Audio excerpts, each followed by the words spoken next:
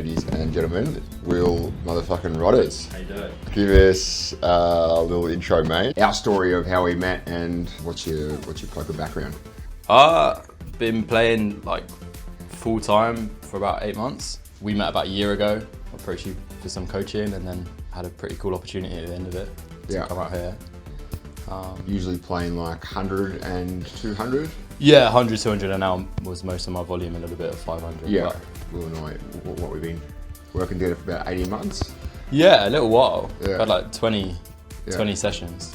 Saw the potential in the young lad, and we've got him out here in the live streets playing some 10, 20 plus. Yeah, let's get it. Let's get it. The passing of the gem. So I loaded him up with some cash, no mucking around, out the doors to the Encore to go jump in the action. Like a deer in headlights, the man sat down and played one of his first live sessions from the 100 and 200 and L Streets online, 5, 10, 20 live in a casino. Let's see how he does.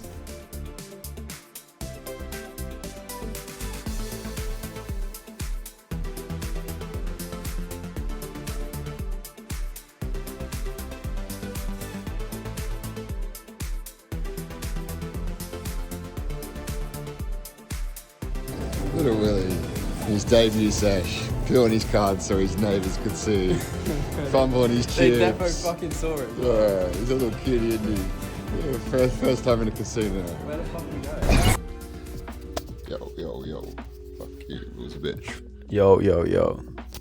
Spencer's also a prick. Just give us a breakdown of your first experience, mate. How'd you enjoy it? Yeah, it was fun. Yeah. Nah, definitely. I mean, going from playing like 100, 200 NL online to like having like 2K sat in front of you, I don't know, it definitely feels a little bit different.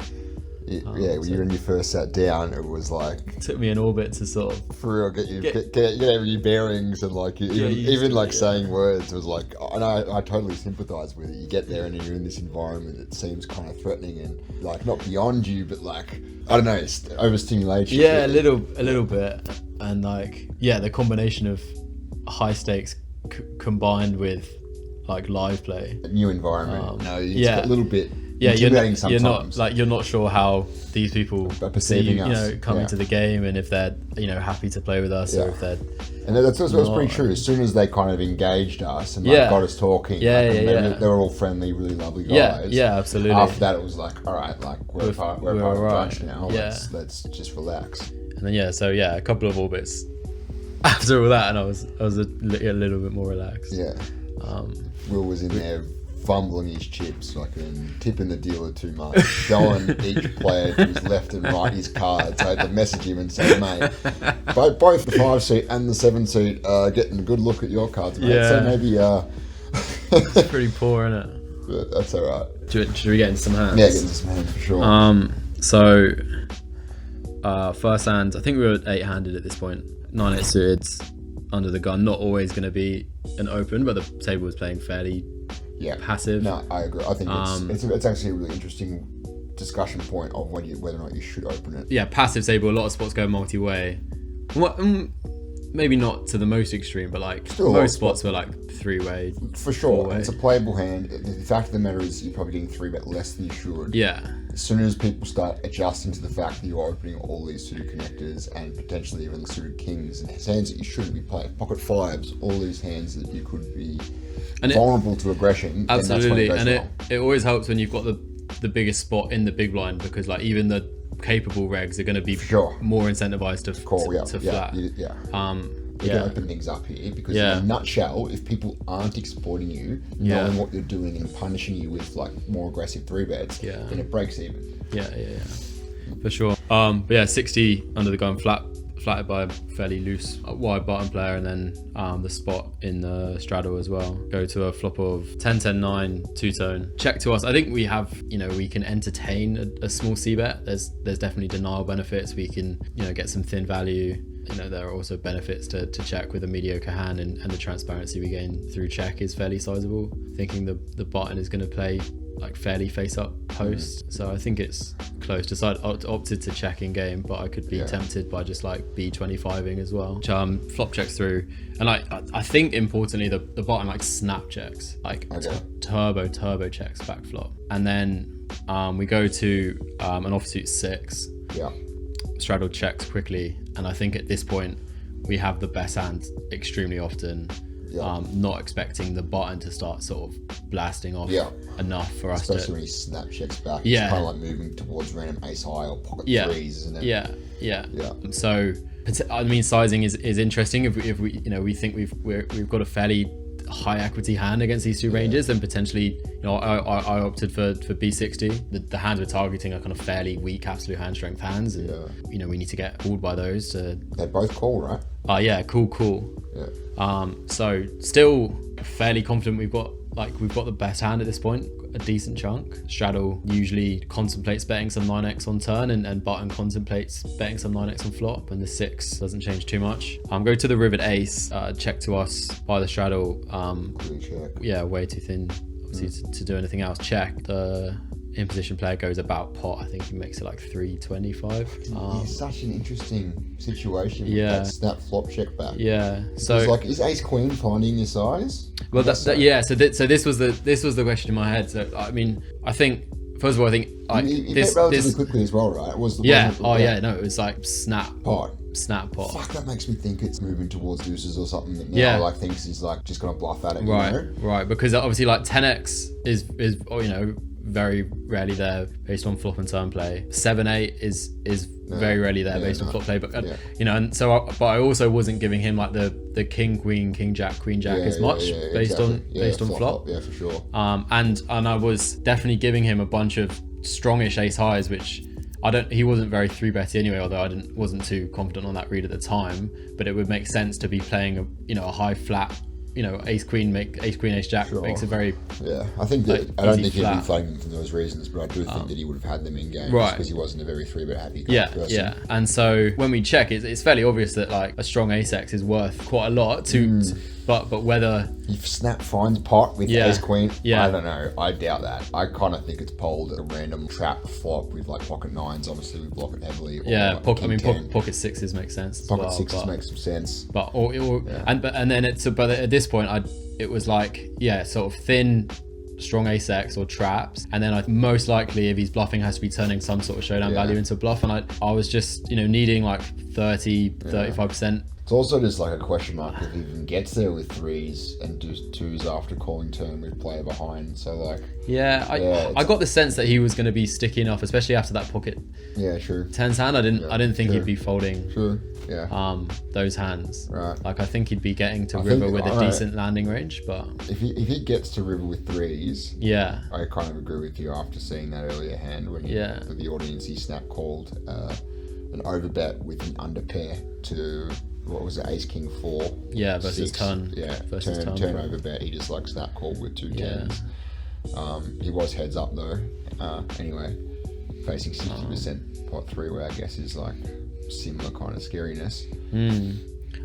It just takes a certain type of player to be turning any sort of showdown value into a bluff multi-way quickly as well. I think the quick timings on average skew towards bluffs because they're putting the pieces together in their mind. Their pair is no good and ranges are weak. Yes, bet. But when if they have value, they're going to pause. You know, try and like give off the vibe that they're thinking about bluffing. Choose a value size, put it in. Also, anyway, it seems like we are going back and forth with this. So it's kind of like shit. Like what really to make of it? And when that is the case, we can't really make a strong case either way. Like he gets there with a reasonable landing range. It's questionable whether or not he's taking the bluffs. It's a calm that we are somewhat indifferent and just like fucking randomise your decision. Yeah. Not all hands have like satisfying answers, I guess. So.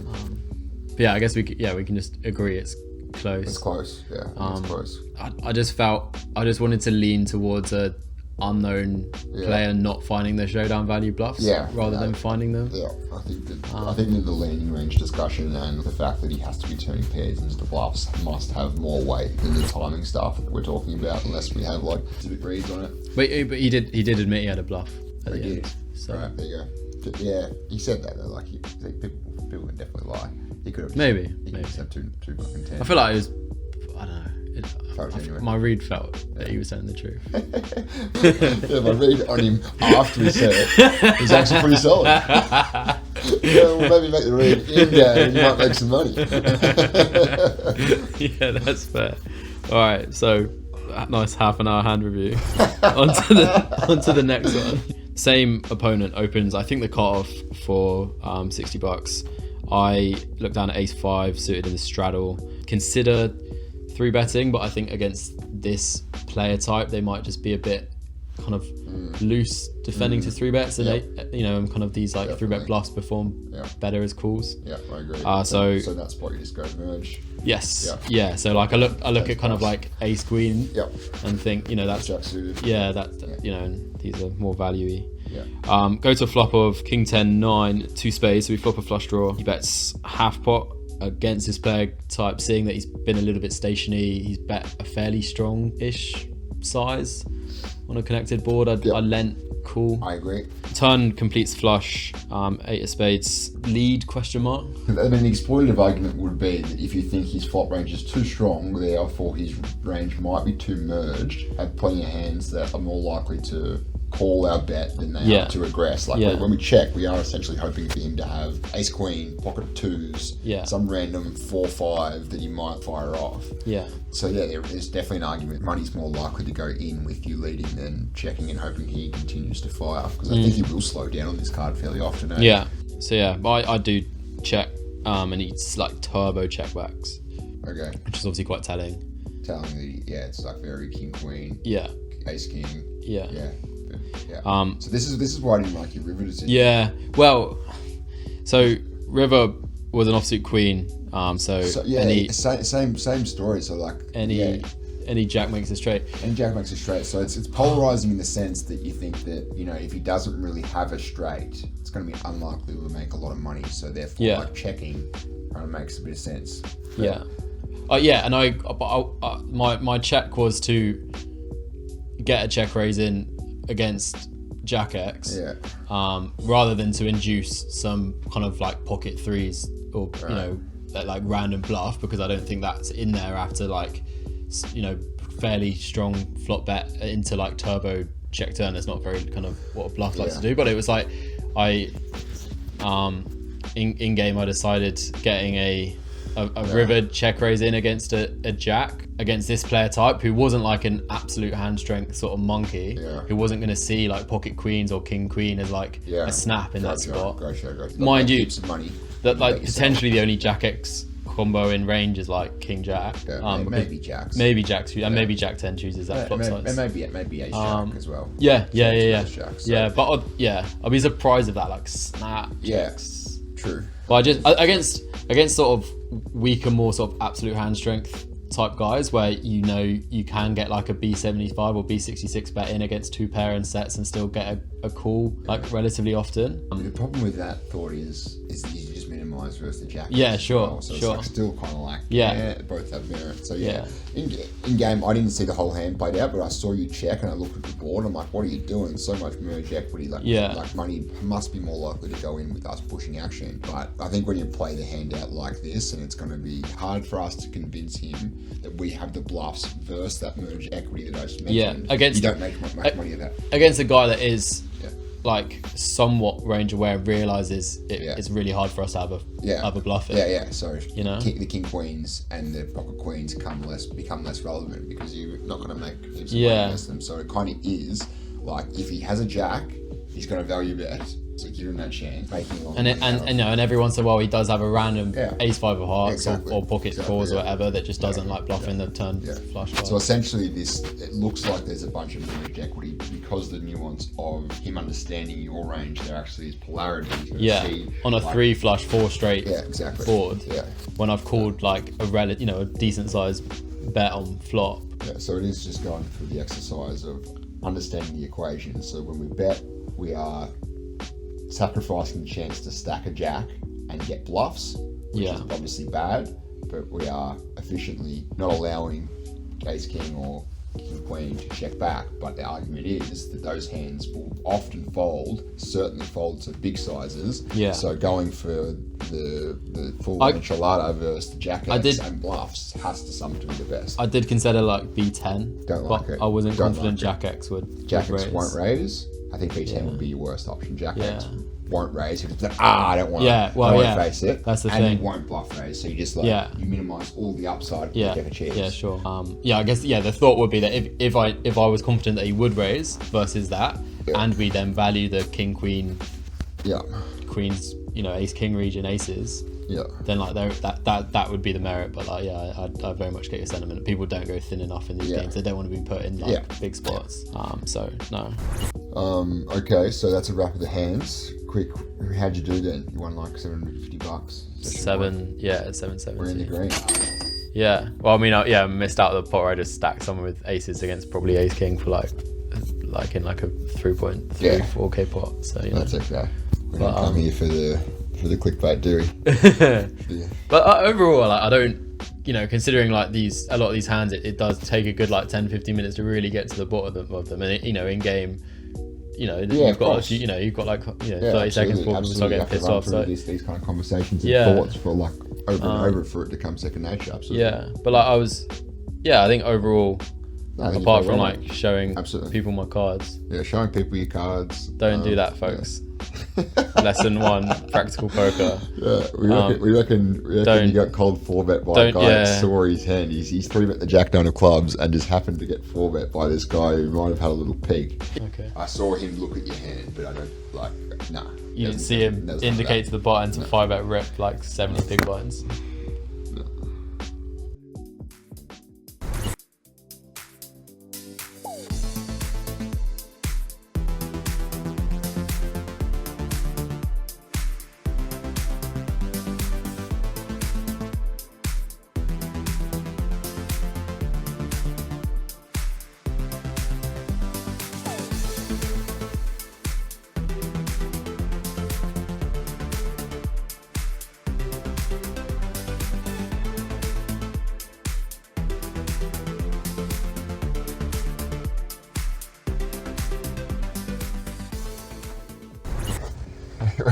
How did you enjoy that experience, mate? I mean, unbelievably sketch. I feel like at the time I didn't actually appreciate quite how dangerous it was. I guess we both said it was like up there with one of the worst situations we've both been in. Yeah, it's just freezing, and all the cash and like, just wild. Anyway, we're sitting here. We're going to talk a couple hands while we're waiting for some help. We played a few sessions since our last check-in. How have you felt? Have you been comfortable, or have you ever not felt like you were holding your own, or some things that you were missing that maybe other regs were picking up on? Or honestly, I don't think so. I think it's easy to be a bit anxious about that when you're sort of down early, and it's easy to start kind of giving people too much credit and just think they're just kind of levels above you, and you just haven't got a chance. But like, no, once you realize that these guys are probably less studied than you, like they're used to playing in, like, even the regs are used to playing in such soft games where like you don't need to be that good to have a half decent win rate most of the time.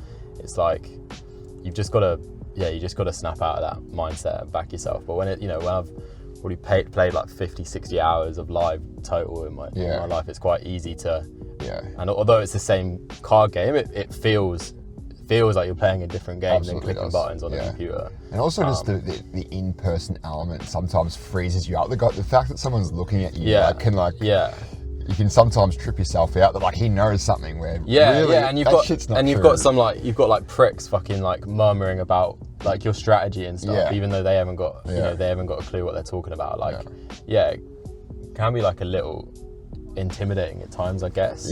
When these guys are obviously like seasoned pros, have been playing live for like probably like best part of a decade, some of them, and you're sat there like kind of just working out how to like ruffle fucking Yeah, chips, you know? like you're very clearly, a frog out of water right now because you're so fresh into the live scene, and I think they all pick up on that, and they're like, "Who is this kid? He can barely touch his chips." Yeah. He doesn't have the mannerisms of a seasoned pro, but in reality, you probably are just miles better than them. If you are able to beat 100 in our game, I just think that any live game that you're going to sit in America, you're going to be better than the reg. Sure, if you're playing the biggest game in the room and maybe some people are travelling for that, there might actually be a couple crushes. But for the most part, these guys, as you say, they've been surviving in very soft games. They haven't been forced to study and put in work to get where you are. So you sit here as this kind of kid, the wolf in sheep's clothing, for lack of a better term. And probably just run over them. Especially when you're young as well. Like when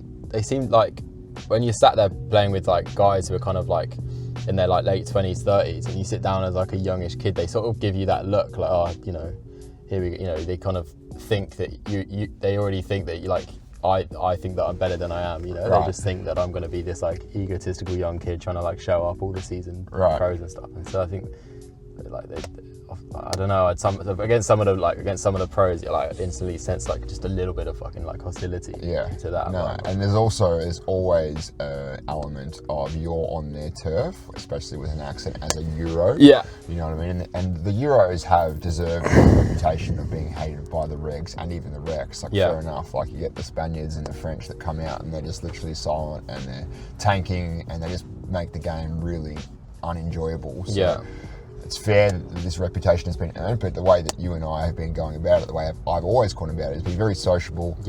So personable with everyone at the table, and once you start talking to people and they're like, all right, these guys are all right, you create that fun atmosphere, and then all of a sudden it's just a much better environment. Absolutely, like sessions go like quicker as well when you're like getting on with everything as well. Like the session. Like yesterday, I played for like 3 more hours than I did at Parks the day before, and it felt like way quicker just because I was having a laugh, kind of good sort of banter. Like the psychology of switching from being someone, or the psychology of switching to like being someone's mate to then being in a hand with them and wanting to take every cent that they've got is an interesting sort of thing to deal with. Absolutely. And that will, over time, that will be something that kind of becomes a little bit. Yeah, I don't know. I'm not as cutthroat maybe as I used to be, or like what other regs are. Like I feel that social kind of pressure a little bit. Like if I've been pounding some rec or even a reg, I'm like, I kind of want to give this guy a break and let him see a flop, I feel like a fucking asshole. Like this guy's here trying to see flops, and I'm just ISOing him every time he gets into the pot. Like that's no fun for him. He's going to fuck off any minute because he just feels like he's getting bullied. Like I think that those little soft skills actually do make, especially in this climate where getting into games has a lot to do with how the recs and the regs, to a lesser degree, like you and your company. I think those soft skills and awareness is necessary if you do want to try and work yourself into some spots that maybe other people don't have access to. Yeah, absolutely, yeah. Big thing, like when you come out here, and I think you're doing this really well, is just making, you are just a personable guy, but making an effort and making sure that people, when they see you walk in the room, they're not like, oh fuck. Like when the Spaniards walk in the room and they're all like, they make no effort to talk to anyone. Sorry if any Spaniards are watching this who don't do this, but it's a generalisation that has. But the ones that do are watching. Fuck you. Yeah. Sucking the life out of the games. They rock up in like a group of 5. They sit there and they only talk Spanish. It's just like, fuck off.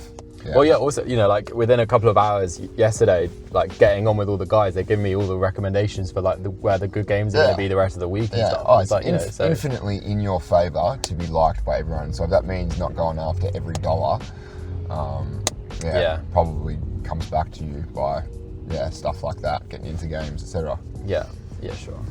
You got some hands for us. So 10, 20 at the Parks.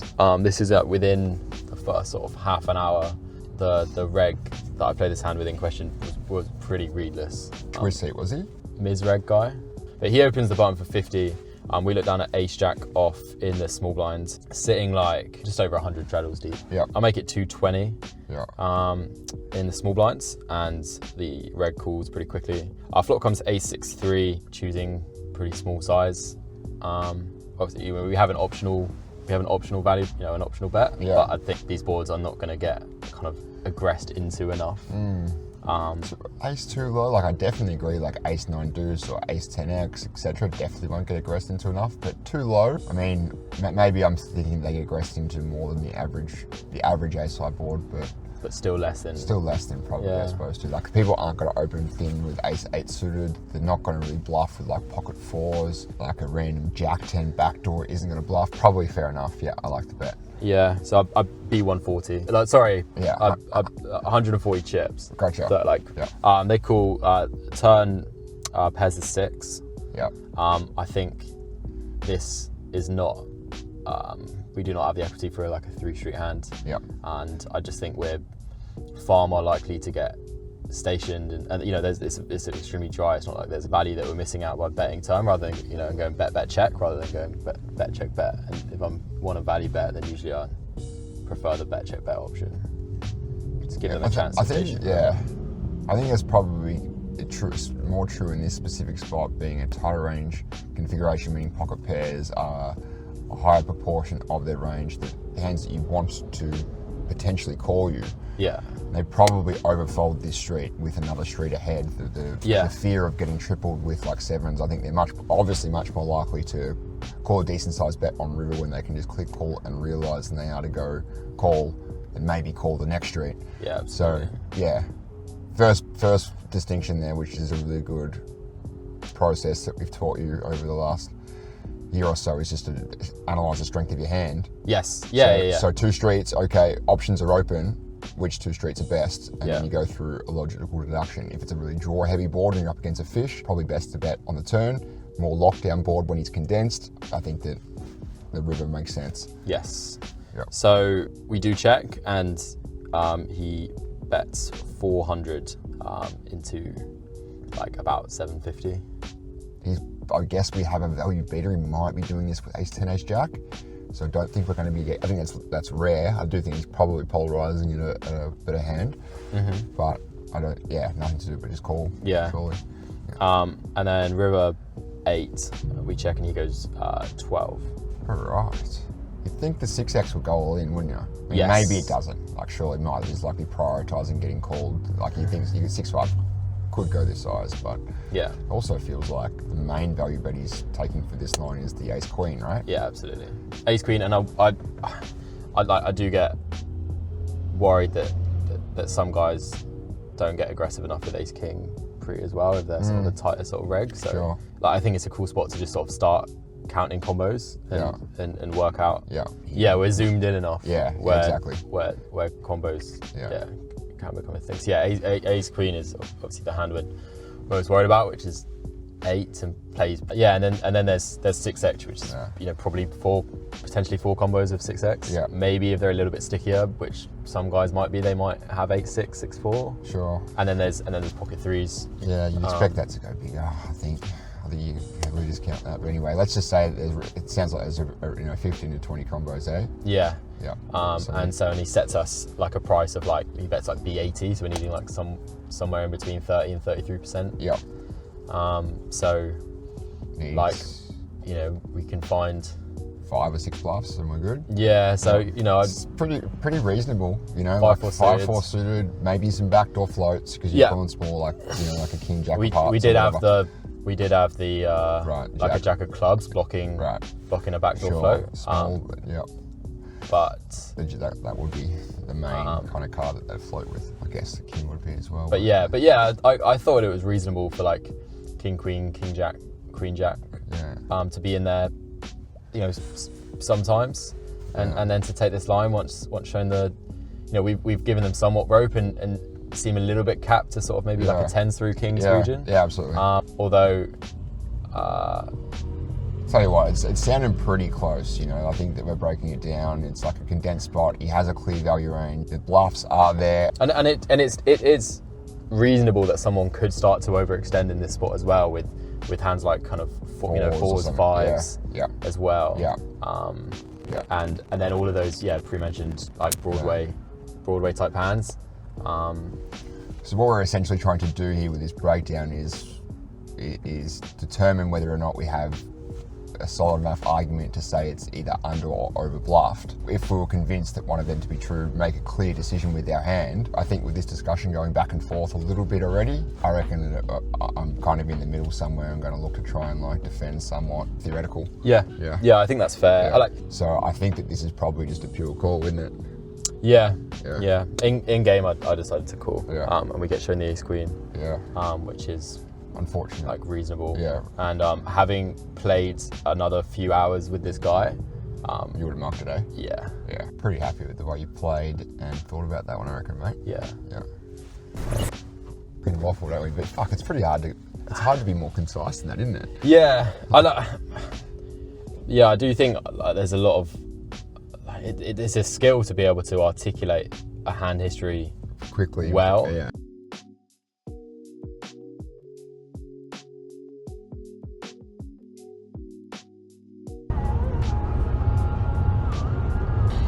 So this is funny. Will was just asked me, do you want a hand? I'm like, yeah, sure.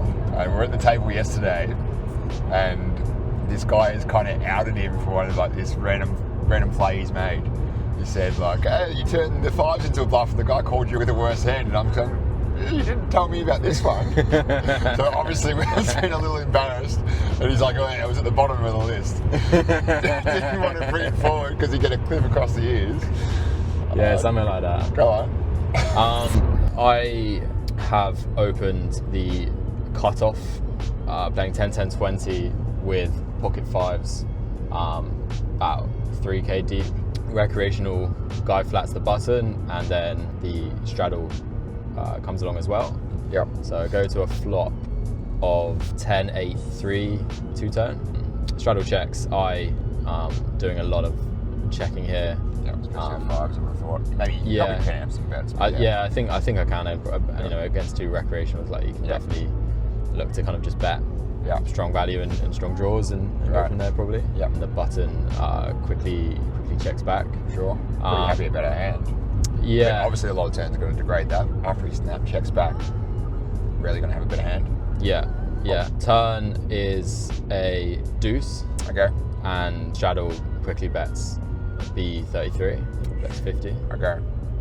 Yeah. Um, After he snap checks back, we're not really worried about him. So yeah, I think we call versus price. Sure. So yeah, after a fairly long session, I decide that this size is pretty capped, and we can still be perceived to be checking strong hands on flop, and people don't really see too many like turn raise bluffs in this sort of spot. This guy is like has a pulse, like he's a trying recreational player, and like I think we can start to try and rep some pretty strong hands here against an obviously capped range given the size. Well, it's not going to fault you. Like you're definitely right that this is underprotected. Like he's not going to have the strong hands in there. He's going to have less 10x, even 8x. He's going to have a weak range. The idea of having foot to the floor is certainly in play. Yeah.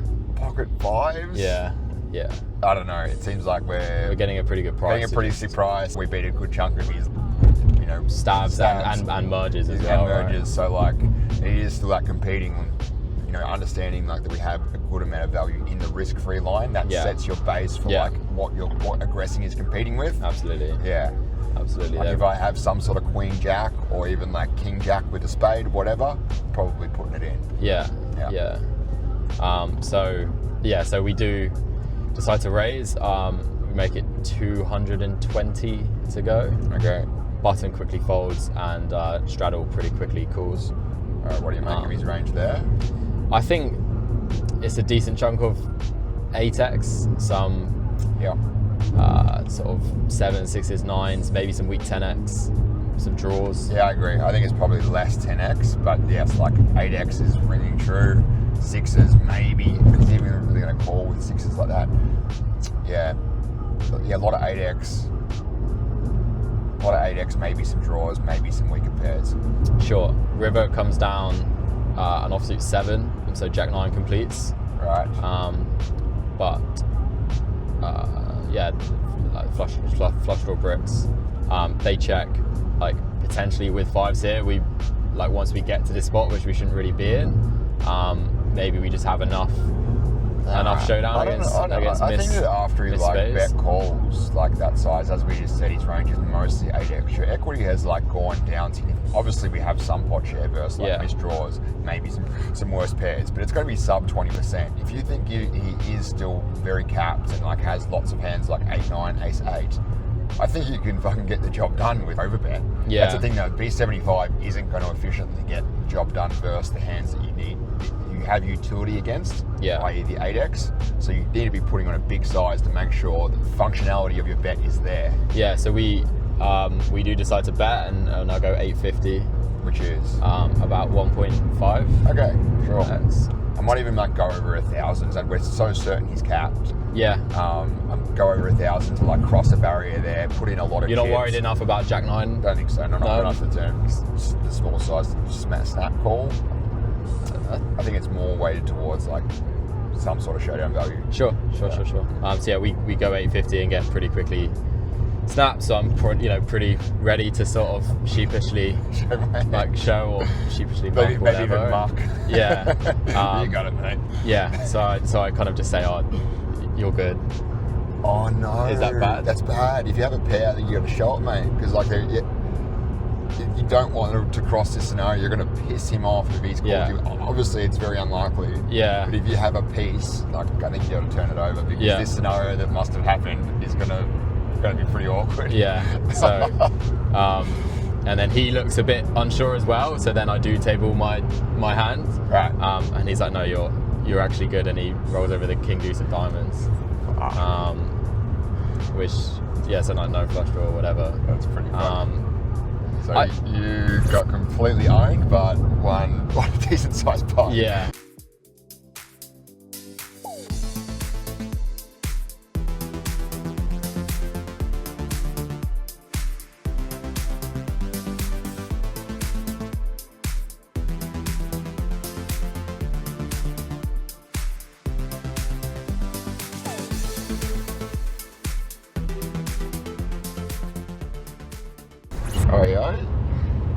We are on our way home. It is midnight. We played for about 10 hours down at MGM. On our way back to Philly to fly out to Miami tomorrow.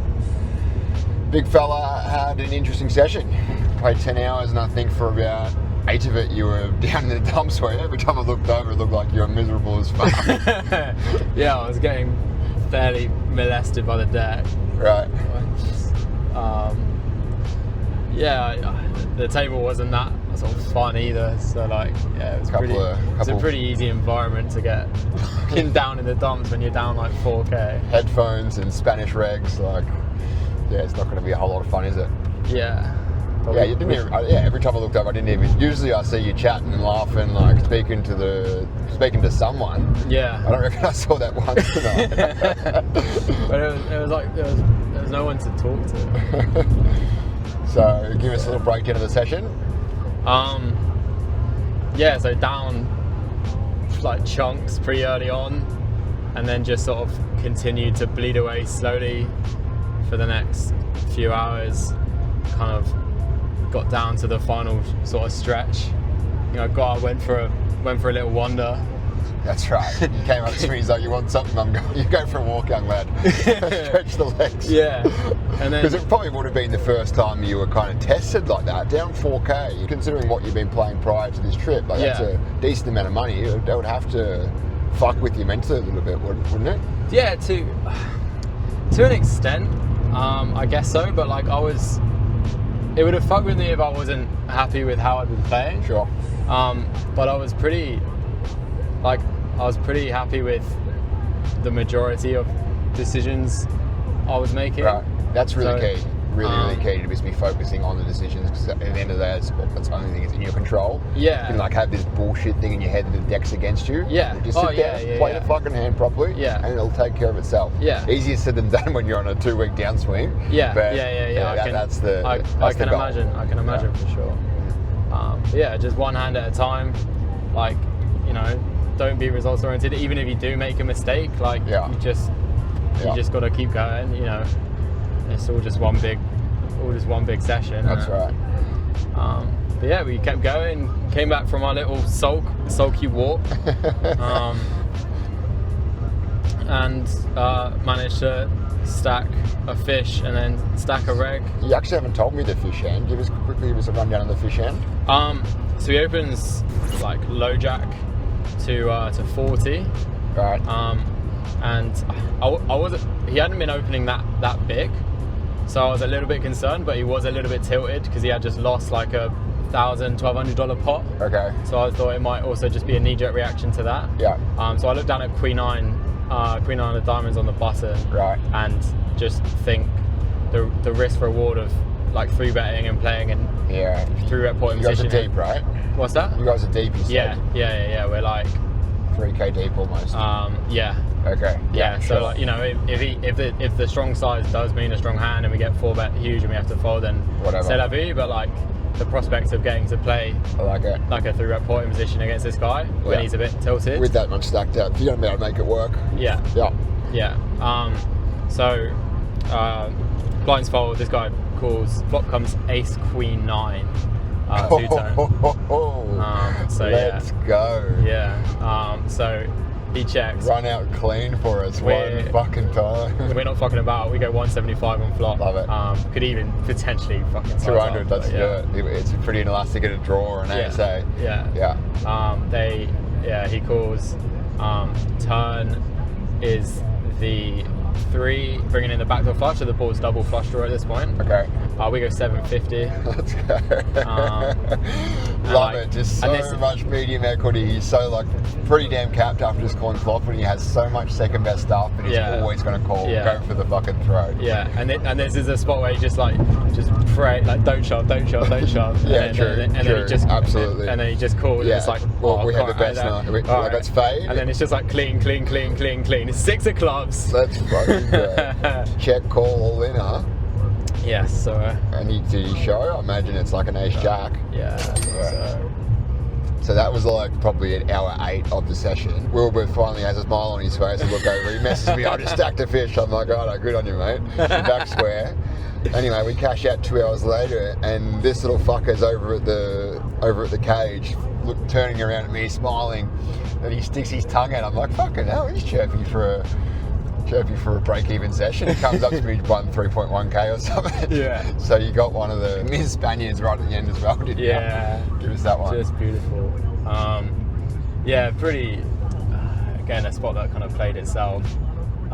Played itself? He's already told me this hand. It did not play itself. Well, no, for me. For you, sure. Yeah, sure. No. Played itself's been, the money's going in. This guy is completely torched with a pole error. This Spanish guy, as Spencer had warned me before the game, was a bit of a bitch and continued to be a bitch for the whole 10 hours we played together. So he opens low jack. We look down at jacks on the button. 3-bet to 125. He 4-bets to 400.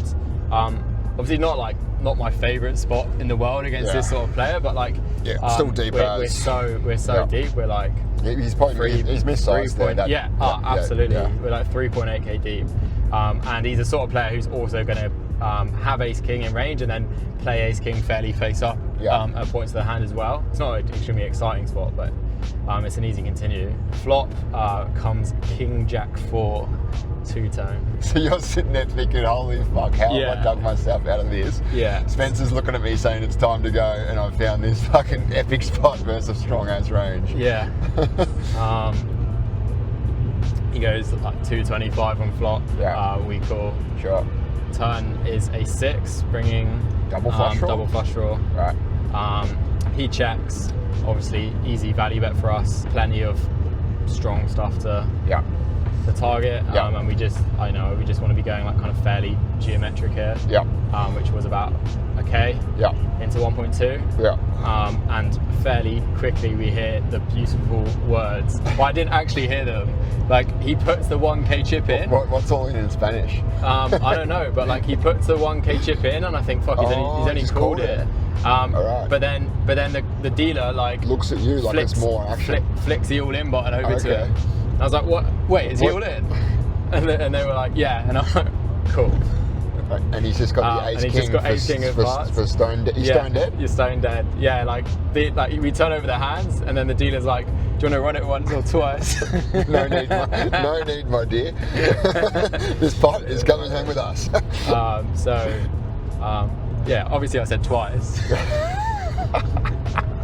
Hang on, the hands were on the cards were on their back. Yeah. No, I didn't. But that would be pretty That would be fucking savage. And we scoop and we go from like -4 to plus just over 3 in the space of like the last like hour and 20 of the session. As I said to Will, I was actually quite excited for him to have a session where he got crushed, make some good content out of it. Like, oh, how are you feeling, young lad? Like, let me boost your confidence. No, you played well. We'll get him tomorrow. Look, kind of jagged the heater right at the end to salvage your biggest win of the trip and on record. Little bit less than Parks of the day. Than live. Live, sorry, yeah. But yeah, I mean the biggest like swing for sure. You know, like fucking plus 7K swing. Can barely wipe the smile off the cunt's face. He's Yeah, I mean, bro. Like, I mean, I had so much to cash out, and it took about half an hour at the cage to like, you know, make sure I wasn't some sort of like committing some sort of felony. And we'll also note that we were at Parks last night. We have no plan on going back to the Parks. Parks is 40 minutes north of where we're staying. 25 with no traffic. And this little fucker has just pulled out $600 of Parks chips. Like, oh, fuck, sorry, bro. So what the fuck do you expect me to do with those? Go down the milk bar. You take Parks chips?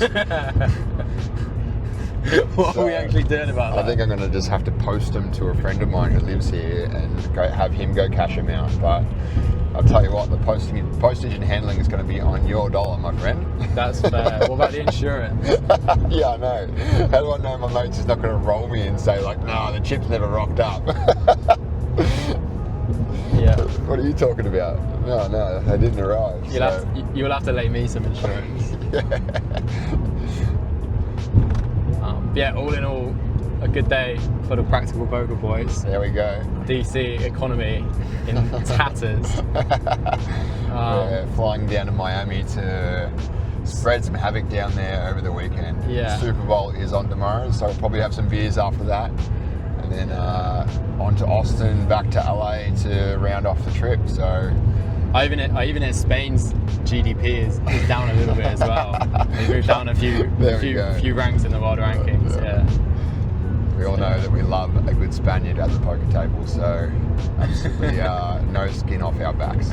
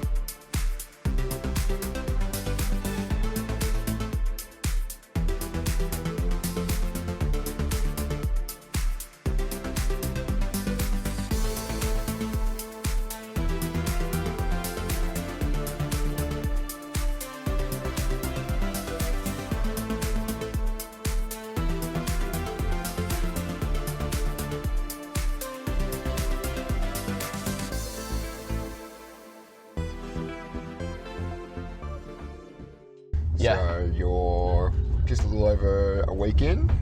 You are up this amount. How are you feeling? Yeah, I mean, you know, it's nice to be up. Like, it definitely feels like been running a little bit under. Yeah, sure. You reckon you've had aces 4 times post and lost every one? Yeah.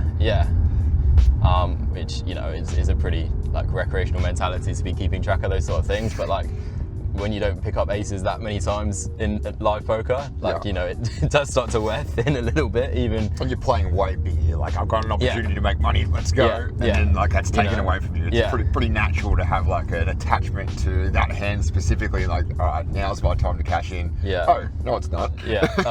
Check min raise on the turn after double barreling. Maybe not this time. But no, overall, definitely feeling more and more comfortable every session we play. The adjustment from online to live is definitely settling in. Yeah, absolutely. You know, I realise now that I'm still playing the same game, even though things feel a little bit different when you're not clicking buttons, when you're calculating the pot and working out sizes, and the player archetypes are a lot more extreme often than what you play online. You know. But there's more information there for you to work with as well. You know, absolutely. You can sit down and those archetypes are already quite clear to you. And you've got an edge in the strategy, but you've also got a huge edge in working out those player archetypes better than these weaker regs or these recreationals are going to work out what you're up to. So it just provides a bigger edge for you to realise once you kind of get used to that. But yeah, really, really happy with how things are going. Games are, you know, the softest I've ever played in probably, and you know, we're playing like 10 times the stakes I normally play, so it's pretty, you know, pretty wild in that respect. That's the draw to live poker and the thesis that I'm always driving home for you and my wider audience is to like entertain this idea. You know, you can be a good poker player online and make a little bit of money if you're just willing to travel and get out there, play some live games for a few months of the year. You can really set your income over the entire year in those 2 months. It's a no-brainer for me. But awesome to do it with a mentor, to be able to go through some of these spots that feel a little bit alien to me at the start, and to not drive, because I can imagine coming out here on your own, you could drive yourself a little bit crazy in some of these hands and some of these spots, but having someone to kind of ground you, to you know, provide you with you know, some rationale and some logic. Maybe just a tap on the back and say, no, that was okay. Absolutely. It's pretty awesome. And also to, you know, make sure you're not like walking out of the casino with your money in your hand and, you know, you're cashing your chips in before you leave. All these little things just add up. The soft skills as well. So we'll make it work together. Absolutely.